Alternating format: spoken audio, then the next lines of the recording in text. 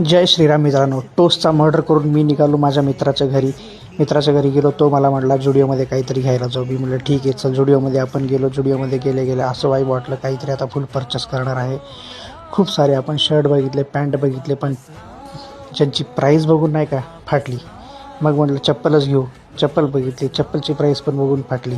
म्हटलं चला आता घरी निघू गपचूप. मग बाहेर निघालो आम्ही. बाहेर निघता गाडी काढली. गाडी काढून मी बाईकवर बसलो. आपण जात होतो. मला आली मुतायला. मी त्याला म्हटलं मला मुतायला आली. तर तो मला म्हटला चल ऑरा फार्मिंग मुतायला डी मार्टला. डी मार्टमध्ये मुतायला जायचं.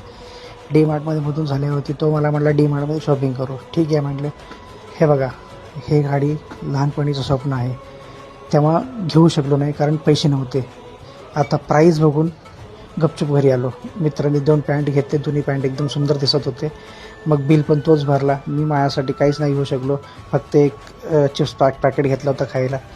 त्यांनी मला म्हटलं माझ्यासाठी काहीतरी बोल. मी त्याला म्हटलं तू मित्र नाहीस, माझ्या डोक्यावरचं कलंक आहेस. मग आपण घरी आलो. मग संध्याकाळी परत त्याला बॅग बघायला घेतो लॅपटॉपचा. त्याला आवडलं नाही म्हणून पूर्ण कॅन्सल केला. ब्लॉग इथं संपवला. चला.